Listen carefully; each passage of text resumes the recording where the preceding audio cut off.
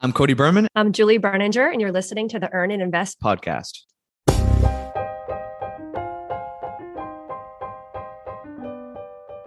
I was never really a boss at digital passive income.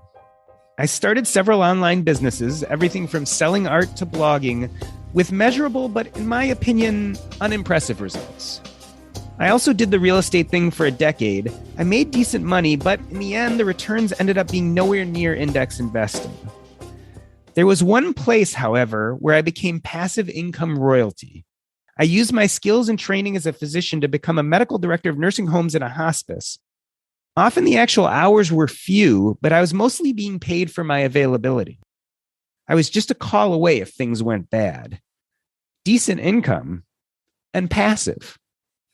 Unlike me, with the virtual work revolution and the Great Resignation, many are turning to digital passive income to supplement or even supplant the traditional 9-to-5. Is there any better time than now? Cody Berman is a serial entrepreneur who is always looking for the next exciting business opportunity. He is co-founder of Gold City Ventures, a founder of the Financial Freedom Summit, and co-host of The FI Show. Through his brands, he teaches others about various money-related topics, including side hustles, entrepreneurship, online business, and financial independence.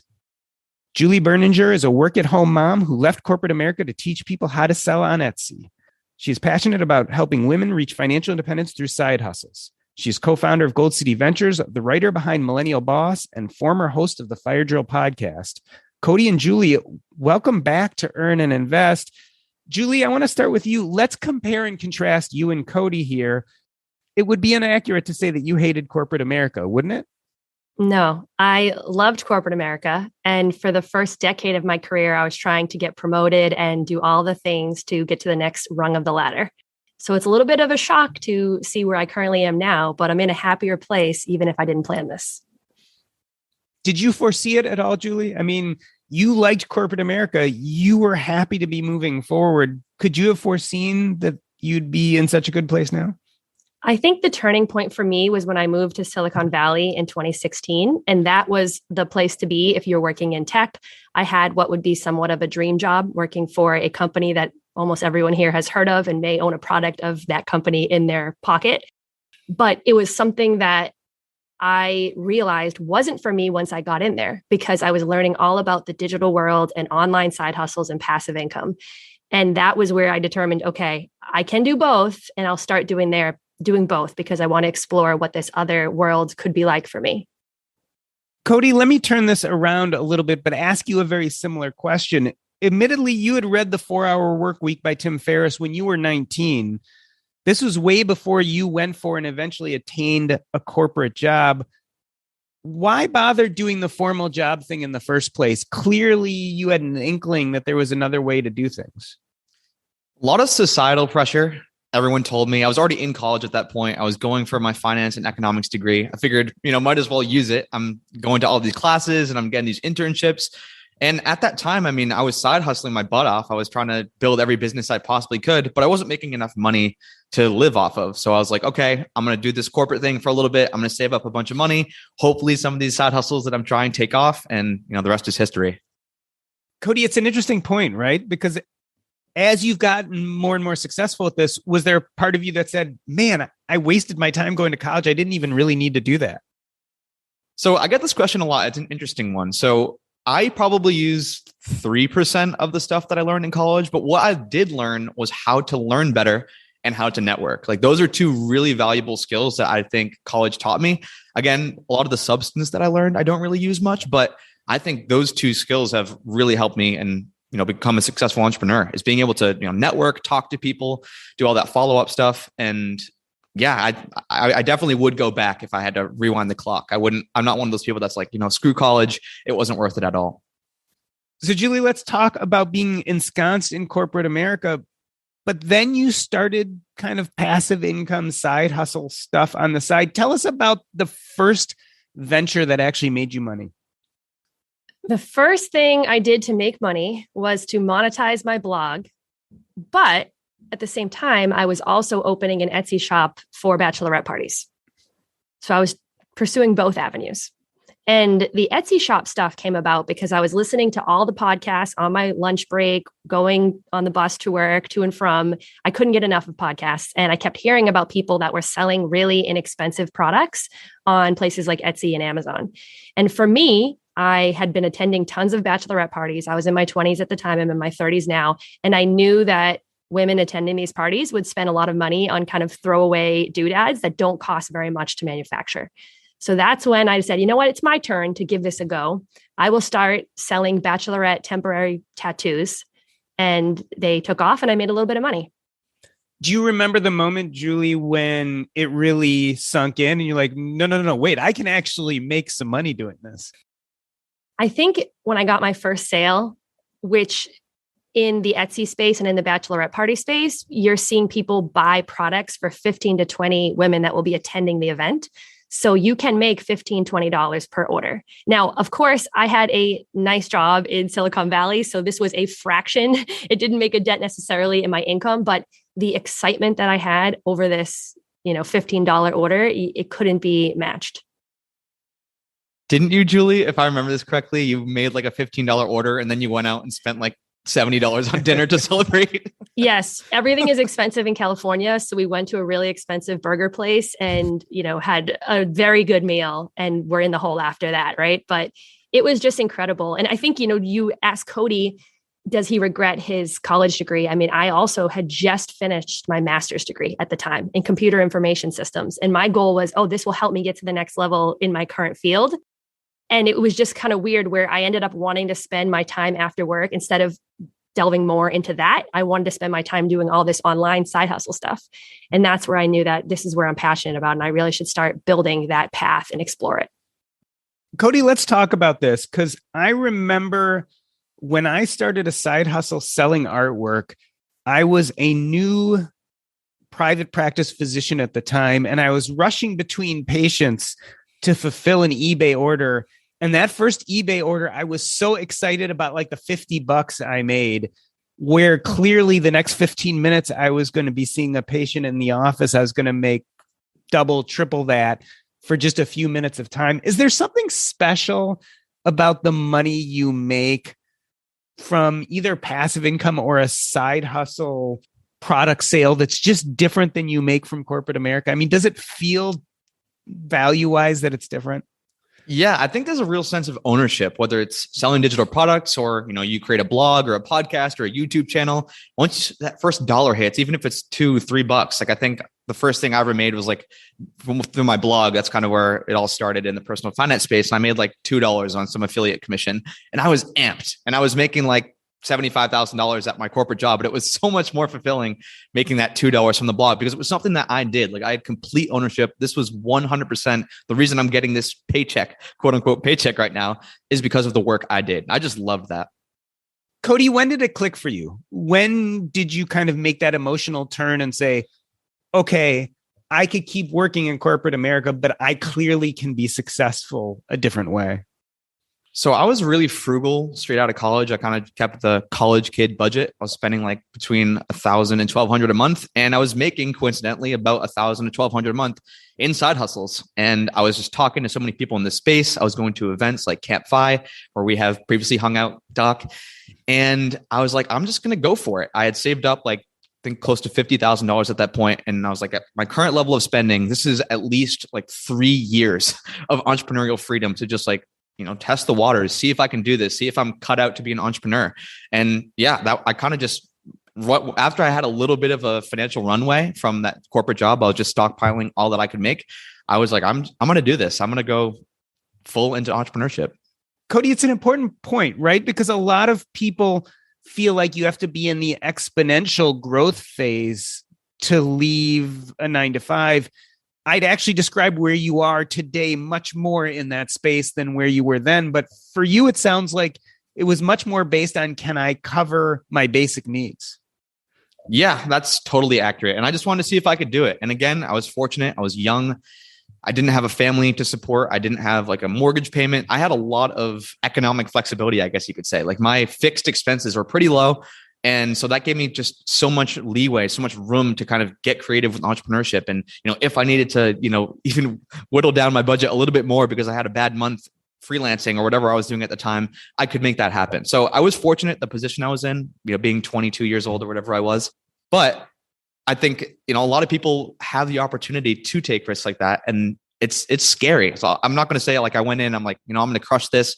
I'm definitely going to be an entrepreneur. I was scared when I first quit my job, like multi-$1,000 paychecks coming in every other week. And then all of a sudden it's like, okay, every single dollar that comes in now is going to be a direct product of some work that I'm doing, which is a really scary feeling because it's not always guaranteed. Julie, speak to what Cody just said, because, it strikes me. He's like, look, I'm 22 years old. I don't have kids yet. This is the time to jump in. I feel like your story is exactly the opposite. You jumped in it at a very different time of life. Yes, I really admire how Cody took these risks, because if you think about it, I am 7 years roughly older than him, and we have the same net worth at this point. And we're at the same spot. We're doing the same thing. We co-founded this company together, but I, quote unquote, had to spend a decade in corporate America really to get to the same spot that he is currently at. So you can get ahead financially in life and do what you want to do earlier. You don't have to necessarily go the path that I did. Now, my path was more conservative. So let's say, for example, entrepreneurship doesn't work out for me. You could theoretically say that I have the resume that I can go and get another job. But at this point, I don't ever want to go back. I see what the flexibility and the excitement that an entrepreneurial life can offer, and I won't ever go back. And also Cody, who wouldn't want to hire Cody? I mean, he's a go-getter that built a 7-figure business. He's also going to be able to get a job too. So it just makes me think that there are all these things that I built up in my head. Now, that being said, I also have a kid. I have a mortgage. My husband and I, we have to run decisions by each other. Whereas when Cody started this, he was single. He's now engaged. Congrats to Cody. But, we're in different places, but I think those were just mindset things. I did have student loans. I think for me, I wouldn't have been comfortable taking these risks until I had student loans. And in fact, actually, our business, I think, was already a 7-figure business by the time I left corporate America. I was hanging on by a thread. It was very difficult for me to do all the things. So I waited to the last possible second. But, that's also a personality difference between Cody and I too. I feel like for Cody, Julie, having no children almost gave him permission, or was part of the mix of things that gave him permission to go for it.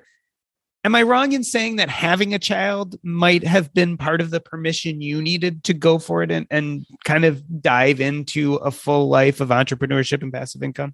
Oh, absolutely. So I was on maternity leave and we were just starting to do really well with our business. My side hustles in blogging and Etsy were really taking off. And I also had years of saving because we were on the financial independence retire early journey. So we had this sort of nest egg that we've been building after we've learned from all the amazing people in our community that we really listened to when we were in our 20s, and it works. So we entered our 30s in a great spot. But having my daughter just kind of put me over the edge. I was due to be back from maternity leave on March 2020. And I was seriously contemplating the month before of, what if I don't go back? What if I just give this a go right now? And then, of course, the whole world changed overnight, the week before I was supposed to be due back to work. And my husband and I chatted and we said, you know what? We don't know what's going on right now. Why don't you just go back and we'll see if we can do all the things? And we tried so hard. And I realized for 2 working parents, it is very, very difficult to make it all happen and both pursue your career and the things that interest you and also be there for your family and take care of a young kid.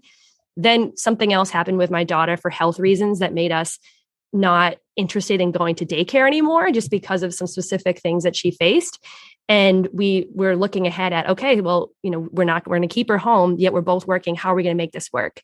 And that's when I finally said, enough is enough.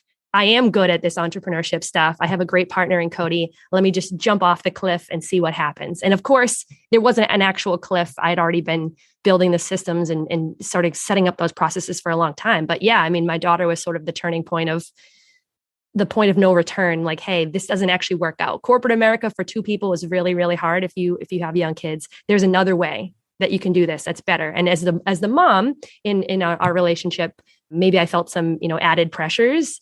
And I felt that entrepreneurship was a great solution to any of those challenges or constraints that I faced. Cody, I feel like we intersperse this idea of entrepreneurship and passive income and sometimes confuse them or confabulate them. On this episode, we have to still go back and ask the basic question that's been asked multiple times, but I think deserves to be answered again and again is in your estimation, what is passive income? And in a sense, does the amount of work you put into it have to do with the definition? I don't know if the amount of work that goes into it has to deal with the definition. I consider passive income, and people might battle me on this, but something that you're putting a lot of effort, whether or time or energy or money into at the front, at the beginning, and then you're kind of reaping the benefits of that project, of that labor, of that energy, of that money down the road. You might have to do little updates. You might have to, if you have a real estate, you might have to check in once a month with your property management company. There are things that I still would consider passive income, but in essence, it's just like setting up a system, putting in, again, whether it's time, whether it's energy, whether it's money into something, whether that's a digital product or real estate or some other business venture, some other investment opportunity. And then you're kind of reaping the benefit of that thing that you invested those resources into later down the road without having to trade your time directly for it. Julie, you agree with that definition? Anything to add?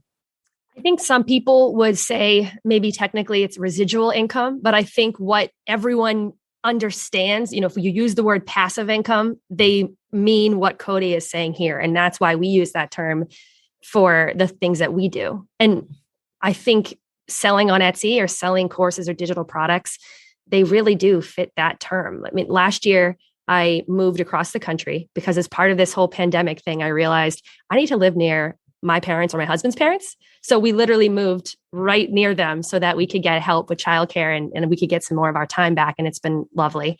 But I also made over $1,000 a month on Etsy on work that I had done prior and didn't even do anything. Now, I answered a couple customer questions. You could argue that maybe that's not passive, but it is different than my corporate job where I was sitting at my desk. And if I don't show up to work that day, I get in trouble or, I don't get paid.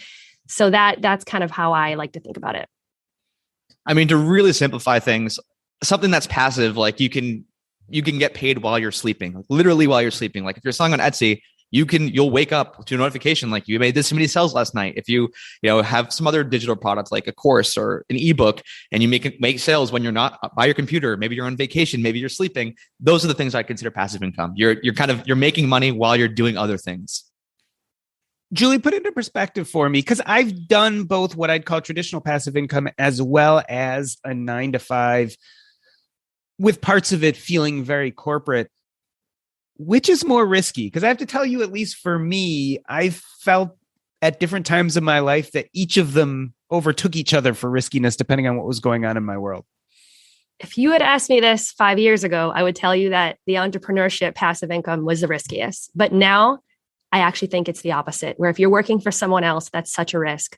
And if you aren't learning skills that you can always make sure that you and your family are okay because you know how to do things that people are willing to pay you for, that is the ultimate security blanket. And even now with everything going on with potential recession or whatever's going on in the world, I sleep at night knowing I know how to set up a business. I know how to make money. I know how to find out what customers want and give it to them in ways that I can do having a family. And I think there's nothing more safe than that.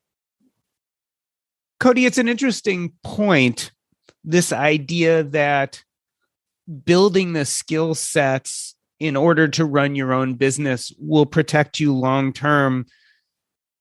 Was there any concern or fear on your side as you saw us going into the pandemic and into the pandemic recession that there wouldn't be as much appetite out in the world for what you were selling? Like you were selling a set of digital skills, which you could teach people at least part of your passive income.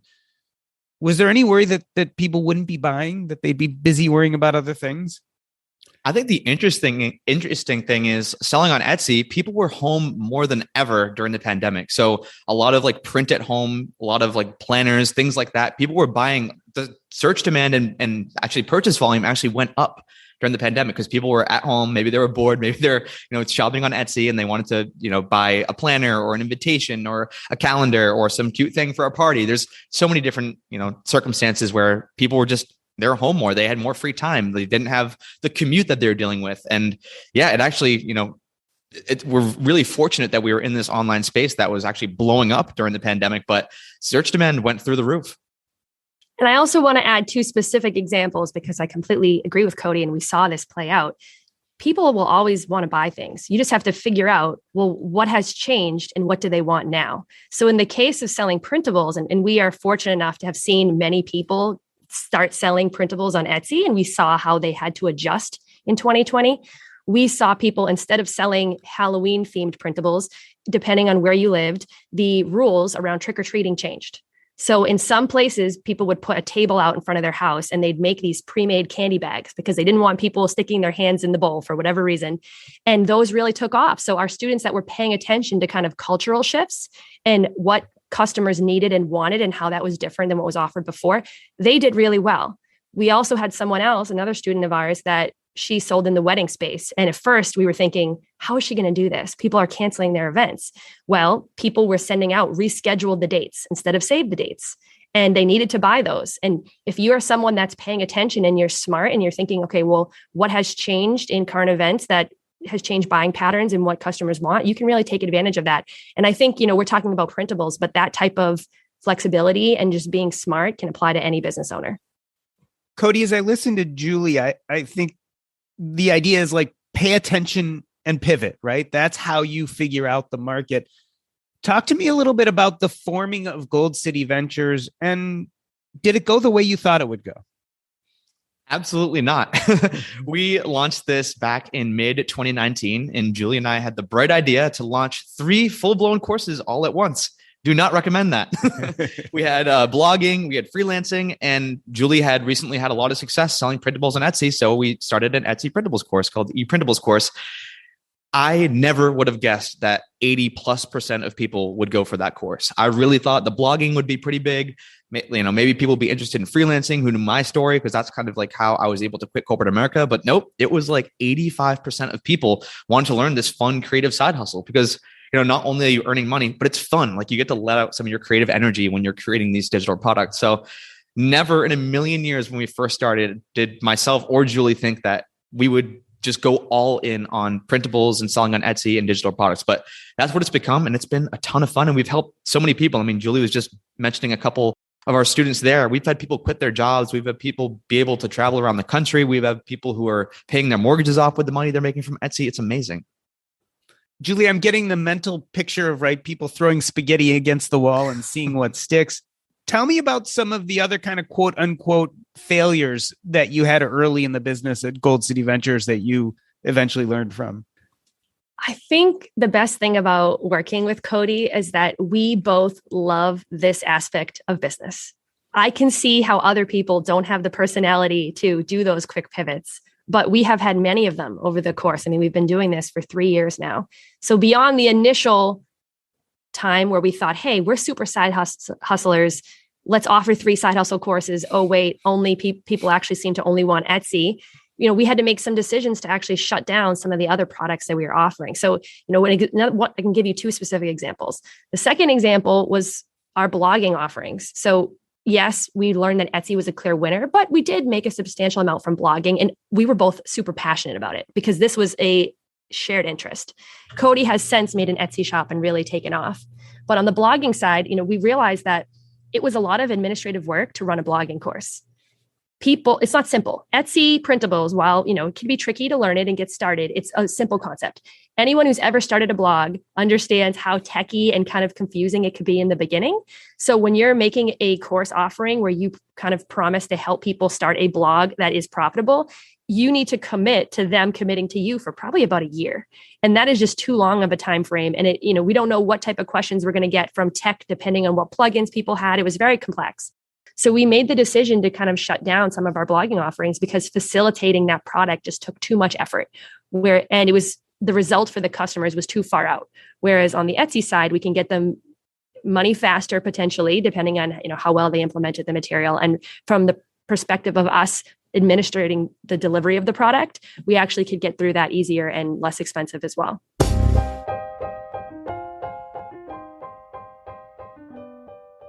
We are talking to Cody Berman and Julie Berninger. They are the creators of Gold City Ventures, which, among other things, helps people earn passive income through creating digital products on Etsy. We are going to take a short break. I'm Doc G, and this is the Earn and Invest podcast.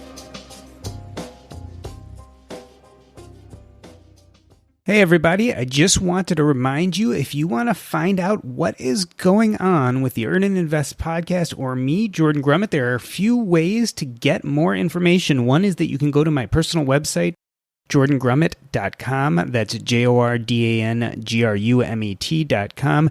There you'll find links to my medical blog, my financial blog, as well as the Earn and Invest podcast. You'll also learn what is the newest, latest, and greatest when it comes to my book, Taking Stock, which will be coming out August 2nd. We're going to make the push for early or pre-sales in July. You can find it on Amazon, Books A Million, Barnes & Nobles. You name it, you can find it there. And last but not least, visit us on Facebook. The best way to get there is earnandinvest.com/Facebook. Again, that's earnandinvest.com/Facebook. In our Facebook group, we discuss everything from personal finance to current events to what's happening in our world, as well as I post every episode there. So check us out. A few different ways to reach me, either at jordangrummett.com or at earnandinvest.com/Facebook. I hope to see you there and become part of the Earn and Invest community.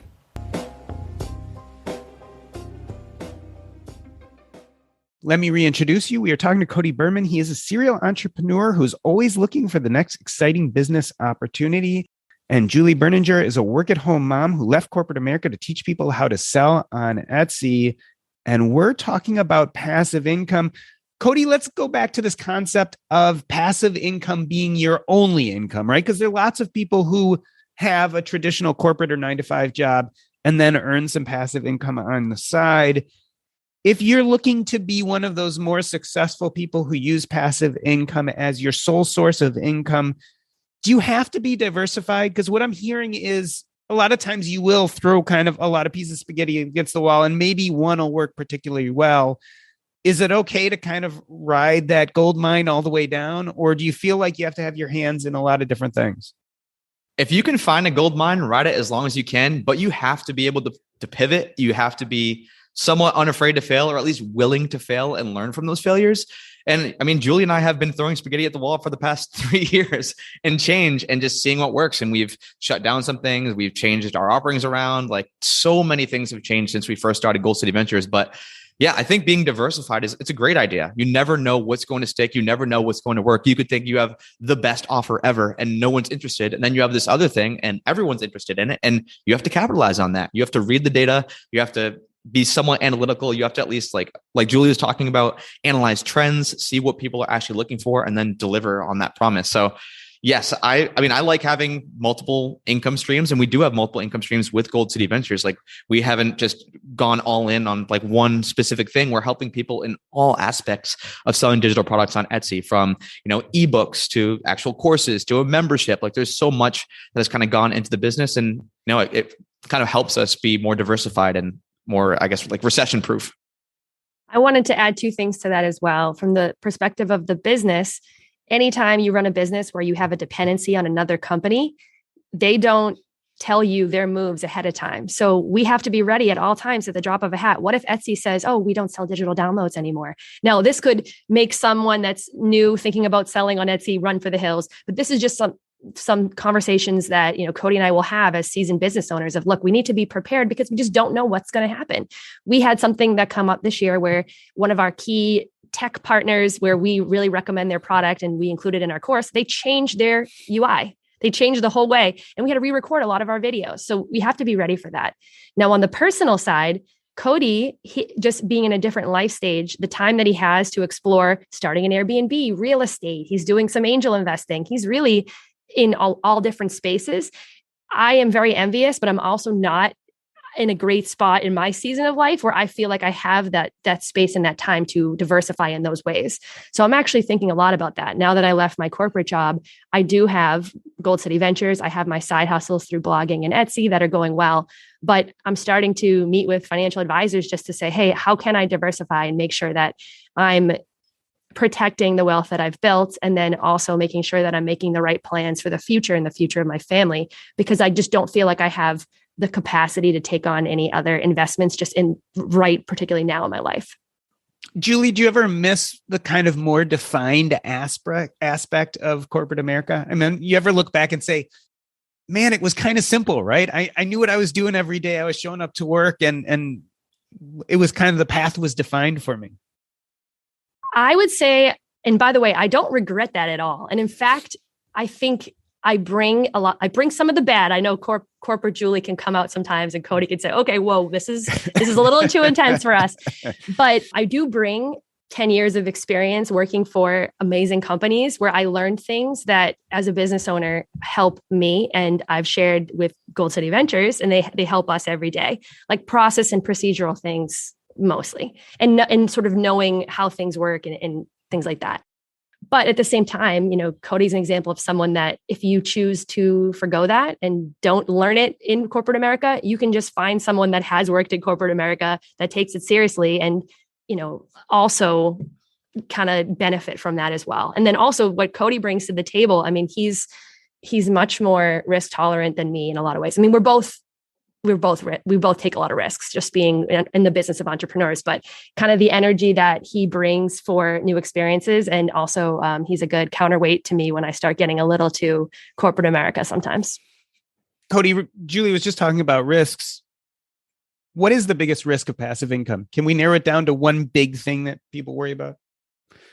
I think it would be lack of diversification. So if you're just relying on one sole income source for passive income, whether that's a digital product, whether that's like real estate, I mean, you never know what's going to happen. I mean, who could have predicted we were going to have a pandemic in 2020? Who would have predicted that inflation was going to go crazy and interest rates were going to rise? You can never really you can never guess what's going to happen next. So I think having all of your passive income eggs in one basket is a huge risk.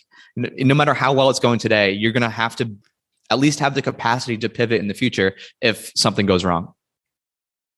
Julie, I feel like the holy grail of passive income is the 6-figure yearly salary, right? That's when we really say people have made it when they're bringing in 6 figures. If you look at all the articles, right? If you look at all the articles, you'll see that he made or she made 6 figures in passive income. How likely is your average person to be able to get there with digital entrepreneurship and passive income, whether that be real estate or what have you? Because I worry sometimes that we're really great with this survivorship bias. Like we hear all the people who are talking about being successful, but don't necessarily hear about the people who had a rougher go. Yeah, it's definitely not for everyone. And I reached the 6 figures before we even started Gold City Ventures together through blogging, and then blogging makes money through advertising in other ways. I had a podcast, I had Etsy, but there's definitely something about my personality and Cody's and yours that lends us to be more likely to make it there.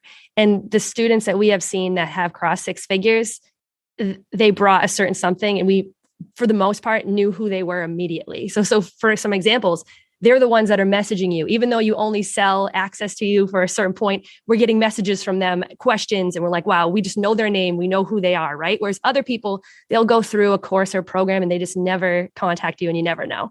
We did have some students that have made it to that 6-figure mark who we never heard of before, but usually there's a certain personality of like a go-getter, and it's not necessarily a certain background. It's just they're leaned in and they're serious and they're going to do this no matter what. So I think there's, is it likely for everyone? Absolutely not. Can everyone do it? Honestly, no, but you can. And we've seen people do it, and we have. I think being a self-starter is a really big differentiating factor between who is a successful entrepreneur and who is not. Because if you're the type of person who, maybe you're tired and you don't feel like doing much at your corporate job and you're just sitting there on a Tuesday and you're getting paid and maybe you're answering a couple emails here and there. If you're an entrepreneur, that you don't get paid that day. You're not making money if you're not making forward progress in your business. So you have to have some kind of motivation. You have to be someone who takes action and takes consistent action. It takes action in the right direction so that your business moves forward and you start to make money. Because I know you would ask this question to Julie earlier about her job. Like, do you miss just showing up for work? Your boss tells you what to do. You kind of have all this stuff outlined. It's so different as an entrepreneur. You're always trying new things. You have to have the discipline to go through with those plans. And I think that's what kind of, separates the successful entrepreneurs from the ones who don't make it. Yeah. And I want to add one more thing too. And I agree 100% with Cody. Also, if you are not in a season of life where you have the runway to just lean in 100%, you have to be much smarter about it. So when I started doing all this, I'm in my late 20s. My husband and I were married, and we're both huge nerds and we spent every single weekend learning about this stuff. I mean, our earliest dates were at Barnes and Noble reading Tim Ferriss books. Like we're that type of couple. And we put a lot of effort into it and we had the time to. Now I don't have the time. We have a small child. We have other things going on in our life. And every move that I make, I have to be smarter. And by the way, I built this business with a newborn. We've seen many people go through our kind of programs with young kids. It can totally be done, but you just have to think about that and say, all right, I need to build this passive from the start. I need to outsource and hire and invest my money back in software and people that help me scale. And every single time you start feeling, I mean, this is what I do in my head. Like I start feeling down about how much time I have available to me. I just say, okay, this is a challenge. How do I scale? And I tell myself that, like, even, weird times, like in the shower, I'm like, oh, life is so hard. I just think like, okay, I can do this. How do I scale? And that's how I go forward. So I don't want to discourage anyone that's like, hey, they built this when they were in their 20s and all that. I mean, you just have to be a little smarter about how you do it, but it's possible. Cody, it's funny because I'm listening to Julie and you talk, and I hear you talk about being a self-starter, and I hear Julie talking about worrying about the time crunch and fitting everything in. And I wonder, in a sense, is it possible for you to turn your passive income into a 9-to-5? I mean, are we kind of at risk that some of the aggressiveness that goes along with figuring out the passive income thing actually makes it start feeling like the same cage we were trying to get out of? Well, I think the beauty of passive income is that choice. I mean, if you're spending your days working at quote unquote 9-to-5 and you're building these passive income systems, then you go, stop cold turkey and you go travel for 6 months. These things are still going to be paying you if you're building these passive income systems. So that's the big differentiator is hopefully, like if you're in that position where you are spending a lot of your time building these different passive income businesses, you're doing it because you want to, you're doing it because it lights you up, you're doing it because it excites you. That's kind of the position that myself and Julie are in. Like we, don't have to work as hard as we're working probably on the stuff that we're working on, but it excites us. Like we like trying new things. We like seeing what works. We like digging into the data. So I think that's the big difference between, working on, say, a passive income business versus just working in a regular 9-to-5 is you stop working that regular 9-to-5, the paychecks are not going to be coming in anymore. Whereas with the passive income, you're still making that money even if you stop. I will say this is our personalities and that goes into it. So for example, when all this stuff went down with the pandemic, I had a nest egg that some people would walk away from corporate America from. I mean, I have friends that have decided they're retired early with less and they're doing great, but it's me. I want to contribute meaningfully in society. And even after I had my daughter, I was, trying to see what was happening. I know a lot of people, maybe they feel that they want to be home and working. For some reason, I just was getting really jazzed up and energized. And I love being both. I love being a mom and I love working. So for me, the issue is just, I can't turn it off. So Cody and I, we've built this business that runs without us. I've had times where I'm unavailable 99% of the day. I mean, Cody has just been a digital nomad exploring all these wonderful places. I mean, he's dialing in right now from Italy. He was in Park City. He was in Nashville. Last year, he was in Argentina and just doing all the things.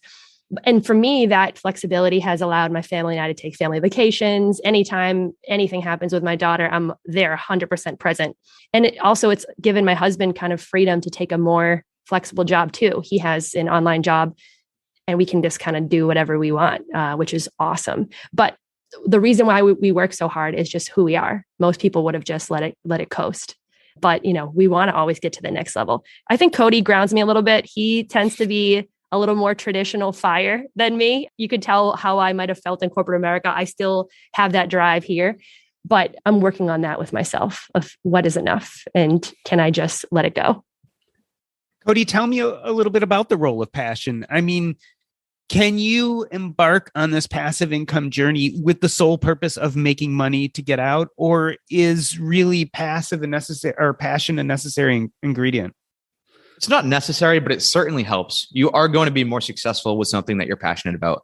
If you hate whatever passive income system business that you're working on, you're not going to be motivated to work on it in your spare time. Like when I have a few minutes, like I'm going and working on something for Gold City Ventures, like I just get really into projects, which is fun. If I wasn't passionate about it, if I didn't love the art of business building, then we probably wouldn't be where we're at today. If Julie didn't like what we're doing, we we'd definitely be less successful because we'd just be like, oh, we're just doing this to kind of pay the bills and to hit financial independence and then go and do this thing after. But like, I think Julie and I are really intentional about trying to like build the life that we love, like along the way, instead of just like nose to the grindstone as hard as we possibly can and then just like quit and then try to figure out what makes us happy. Like we're consciously taking the steps to build like the perfect work-life balance, the perfect day as we're building out the business. So Julia, I've accused of Tim Ferriss being a little bit hyperbolic with his 4-hour work week. Am I wrong? Yes, you're wrong. Because there have been times that Cody and I have done that. And I mean, truthfully, you need to get to a point where you can outsource things. Almost like, he does it to a point of a cartoon in the book. Like I remember he's trying to pick out a gift for a significant other and he hires a VA to make that selection. I mean, if I was a significant other, I'd be like, how rude, seriously? But, it is true. I don't want to say it's true to everyone, and it takes a certain point of revenue where you can invest back in your business. But yeah, I mean, you can scale almost all the pieces of it. Now, the issue that Cody and I have run into, though, and this kind of ties back to the passion and picking something that you're passionate about. Business moves very fast. And you, like we talked about before, you always have to be picking your head up and be reading in information and making that call. And it's very difficult to kind of outsource that strategic work of your business, particularly for a contractor or someone that, an employee, someone that's not necessarily getting equity share like you would as the owner. So that is something that makes our business less than passive. But, it doesn't really happen that often. Maybe a couple times per year is when one of these big things happen. And we need to be available in order to make those changes. Cody, burnout, is it a thing with passive income?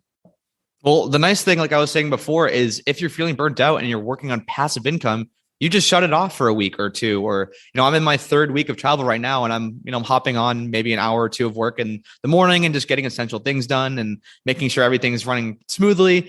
But I mean, it's, I'm working like an hour a day. So it is the Tim Ferriss 4 or 5 hour work week, I guess you could say.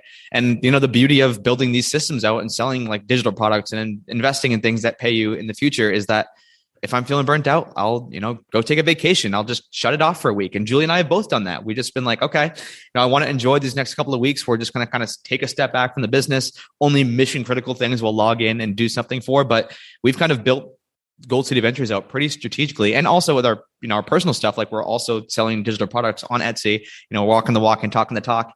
And yeah, it's been amazing, but it was all started with intention, like building out the systems, and whether it's investing in people or software or the right products, the right offerings, you have to be intentional about that because, some businesses just, they aren't passive income. Like if you're a freelance writer, yes, you could build a team and hire people under you, but if you're just straight out doing freelance writing, like that's not passive income. So you have to be intentional about the businesses that you're spending your time building. Julie, let's be tactical for a moment. Discuss the pros and cons of quitting your job and hyper focusing on passive income versus building passive income up slowly while you continue your corporate job. I would recommend 99% of the time the process of building it up slowly, because you have to determine if you have the it factor, and meaning really if you like it. And I've seen people that they do jump in thinking that they like the entrepreneurial journey and they actually hate it. They really hate it.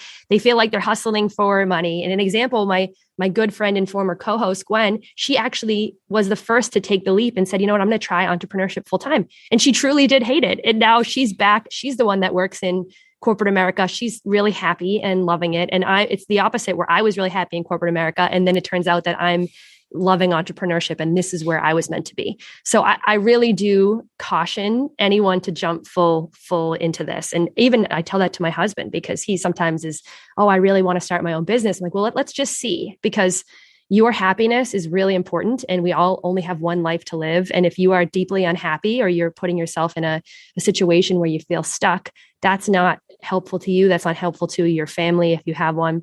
So always test these things, give it a go, see if you are capable of making money on the side, and then quit once you have that bridge. Just a distinction I want to make, and just, in terminology and my story as well. Like when I first started, when I first made that jump, it wasn't like I was making all passive income. I wasn't making that 1,200 in passive income. I was hustling. Like I was doing active income side hustles. I was freelance writing. I was building websites. I was doing podcast editing. So if you're someone who, you're just at the beginning of your journey, and to echo Julie's point, if you don't have another income source, like, or, you want to just kind of go into this, you're the 1% that wants to just go full into entrepreneurship, you can supplement like these passive income business models with active income. So you can, start to learn these skills. You can do like freelancing. You can do all these different things where you're trading your time for money and then building the more passive businesses on the side. That was exactly what I did. Again, I was making like $5 in passive income when I first started. I also want to give a quick anecdote. The first time Cody and I discussed all these things, we met in the Boston Commons and we went for a walk. This is back years ago.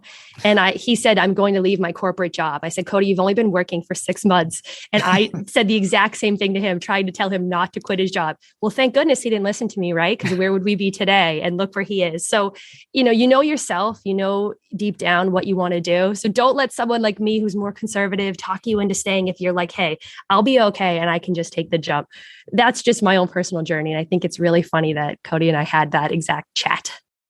Yeah, I was about to say, I've had a few chats with Cody too, telling him my thoughts of jumping straight into passive income. And clearly he showed me wrong multiple times. Yeah. So that's not an uncommon thing with Cody. One last tactical question, Cody. A lot of people are listening to this and they're like, yes, I want this. What's like the first best step? Like, how do you go from knowing and understanding none of this, being kind of a corporate, we'll call you a corporate drone. Maybe you like your job, maybe you don't, but what's the first thing to start to do to lead you onto that pathway? I seriously think it all starts with mindset and trying to think with, I know we've used this word a bunch, thinking with scale in mind. How can I invest my time, my energy, my money into something that I can sell, certain number of copies of, or I can make this passive income from in the future? So like for me, I had never, even heard of Etsy or digital products. I'd literally never been on Etsy before I kind of heard of this side hustle, which is like the bread and butter of Gold City Ventures. But, Julie had spent like, 50 or 60 hours, I think you had told me, and you had made like a couple $1,000s and you were just kind of recycling and selling these products over and over again. And honestly, that's what, people would be like, what's the best passive income side hustle? And honestly, like, you could probably make more money, say, doing real estate, but is that realistic that everyone's going to jump in, buy an investment property, build out the systems and management team and all this stuff to have like a quote unquote passive income? Probably not. And I honestly think digital products is the best starting point for someone who has never experienced the, literally making money while you sleep. You wake up, you have a notification on your phone. I sold this calendar. I sold this planner. I sold this party game. Like, it is the best feeling in the world. But again, it all starts with kind of getting in the mindset, understanding the types of things that scale, the types of things that you can like make money while you're sleeping. So if you want to get started, I really honestly think digital products is probably the easiest road. Like, it is the lowest height obstacle that you have to jump over if you want to start experiencing this passive income thing. Again, there are other ways to make passive income. You can do real estate, you can invest in certain companies, and you can, index funds, but it might take a while. I think it's a quick win. It's the best feeling in the world when you wake up to a notification that you made money overnight. So whether that's, whether you want to package your knowledge and sell an ebook about something that you're an expert in, whether you want to dive into the Printables game and start creating like fun, again, calendars, planners, invitations, templates, like there's so many different things that you can productize and, throw up in an Etsy shop or sell on your own website if you're someone who has a website, or open a Shopify store. The possibilities are truly endless. 100% agree. And digital is the way to go from someone that started in the physical space. I thought I was a genius when I picked the temporary tattoos because you can buy those fairly inexpensively compared to people that were investing in vacuums or whatever, these large products that are super awkward to store in your house and you need to find storage for them. I can put these in a little box and put them under my bed. But the thing with a physical product is that you have to have money starting out to invest. So I still had to spend $500 or $600 to invest in these designs, in which I still have thousands of designs that didn't sell because only half of them took off. So if you're ever attending a bachelorette party and you want a raunchy set of tattoos, I got a box for you under my bed that I can give to you. But that's the issue with a physical product. A digital, you can pivot at the drop of a hat. You wasted your time, but that's okay. You can just, try another thing without much cost to you. Now, we love the printables for that, but we will encourage you to niche down, because if you just hear us and you say, I'm going to make a general ebook about money or whatever, that's just not going to work. You got to follow a niche down as far as you possibly can go and learn everything about the customer that is interested in that niche and what they're looking for and what they want to buy and what are the current events. That's how a business owner is really successful. And we love helping you and kind of coming up with a program on how to do that, because if you're starting out, you probably don't know how to do that, but there's certain tricks like looking up Google search volume and seeing what people type into Google. And there's simple things that you can do to get a sense of what the person actually wants. And once you pick that niche and you start it digitally, I think that's the best first step that someone can take. I was also in the physical product space. I had a disc golf company that I started when I was 19. It was the same thing. Like someone ordered one disc and I had to package it up and I had to ship it to that person. With a physical product, like you make it once. And if it's successful, I have digital products in my shop that I've sold over 1,000 times. Now imagine that was, in the disc golf example, that would be me packaging up and shipping out 1,000 individual products. But with something digital, it's a click of a button and it can get delivered to, one customer or 10,000 customers with no additional overhead or no additional work needed on your end, which is, again, the beauty of digital products. Well, Julie and Cody, I wanted to thank you for being on the show today. I think when it comes to passive income, you just don't know until you try. You might decide to quit your job and go for it with no safety net, or you might decide to build it carefully up while you're busy working away at your 9 to 5. You might go after something you're passionate about, or you may just do something that you know how to do that's going to make you money. You might leave corporate America, fail miserably, and find that you actually liked corporate America, or you may love corporate America, delve into passive income, and find out that it is your true passion. The point is, you won't know until you try. And if you happen to be lucky enough, you might just make money all night long while you're asleep. All night long, making money. So on that note, I want to end this episode the way I end every episode by asking you what is up next in your life and where we can find you. Julie, let's start with you. What is going on with you and how can people reach out if they want to learn more? Okay, so I'm living the life in New England, doing the work from home mom thing. Every day I wake up, I have a nanny now, so I can get my coffee, go for a walk, take a shower. All the basics are taken care of before I actually sit down to work, which is lovely. But I think for me, you can check me out at Millennial Boss on Instagram, 2 L's, 2 N's. And of course, go to goldcityventures.com. That's where Cody and I offer most of our programs and sort of ideas. There's a blog if you want to follow up on any of the ideas that we shared today. And Cody, where in the world is Cody Berman? What is up next in his life? And how can we reach you if we want to learn more? Well, I'm currently in Naples, Italy, and I don't think travel is going to be slowing down for me anytime soon. And that's kind of the beauty of this whole online passive income digital product space is I can work from anywhere. I can, travel the globe. And as long as I'm intentional about building out these systems, again, I'll echo what Julie said, but she didn't mention the awesome workshop that we have on the homepage. If you want to check it out and learn more about printables and digital products, we have a free workshop on there. If you guys want to check it out, you can check out my Instagram as well. It's at Cody D Berman. And, you can follow me and learn about digital products and all the stuff that I'm doing to build these businesses. And Cody, what is the main website address for Gold City Ventures? goldcityventures.com. All right. goldcityventures.com. This has been the Earn and Invest podcast. On behalf of myself, Doc G, I'd like to thank Cody Berman and Julie Berninger. That's a wrap.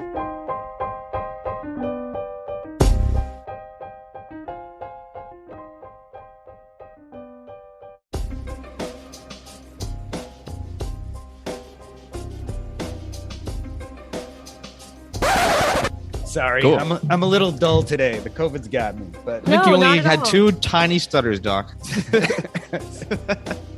So tell me, is there any, as you guys know, I keep the recording going just for the after show recording. Anything we didn't mention?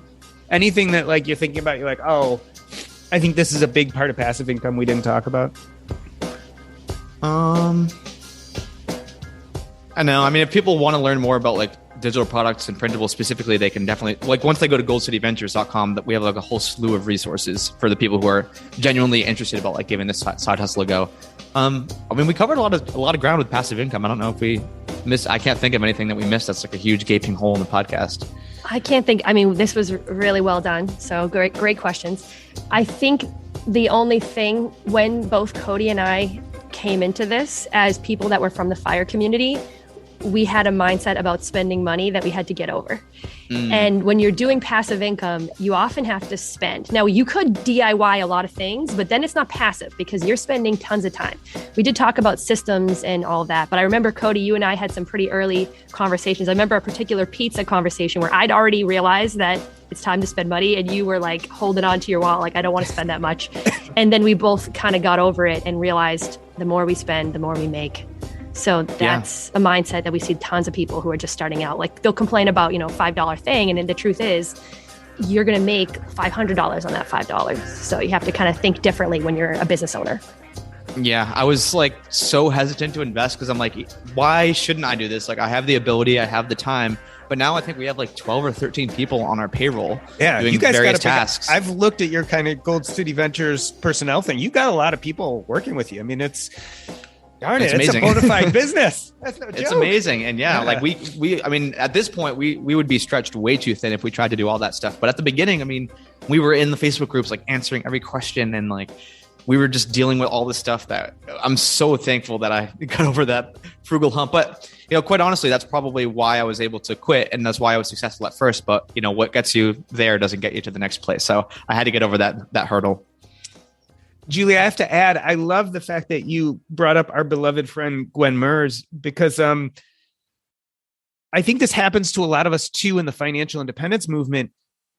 All of us have this like inner deep push that we should be doing all sorts of passive income things. Mm-hmm.